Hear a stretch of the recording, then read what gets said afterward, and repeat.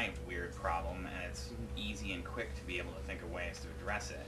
But I do think there is, you know, we do have to keep an eye on it because there is a law of diminishing returns. I mean, you can stay small and you can stay nimble, but there is some amount of stuff that is going to collapse on your head if you take on too much. And so I think thinking about that kind of thing, having other developers come in and help with certain things, or if somebody comes in and an art museum wants to come in, or an anthropology museum wants to come in, and you know, being able to plug in assistance to do migration, to do modification, to help Dusty, you know, have Dusty maybe sort of be the visionary direction, but be able to slough off some of the work and say, you know, can you just take care of this coding?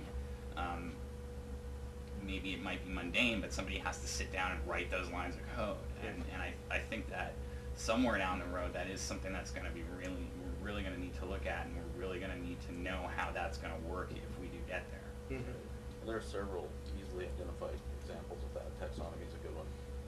Localities, we got a crazy primitive model. You know, we deal with predeterminations and stuff, but it's a point radius circle. And you know, a fish from the Yukon River in Alaska, that's a big circle. Or you know, something we could farm that out to some sort of service, and they could, you know, there are ways of representing that as a much smaller area of the river.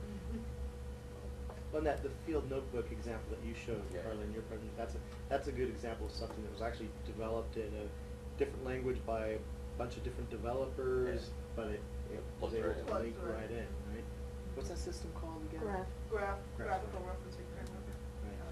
Well, there's And we want to, you know, right now that's pretty limited to MVZ field notes, but that's what we want to do, is make it more generic so that, you know, it could be used for botanical agrarian sheets or whatever. I mean, right now it's just pulling MVZ field note images. There's more mind-numbingly boring stuff too, though. I mean, I'm busy migrating our collections in, and if I printed out the scripts that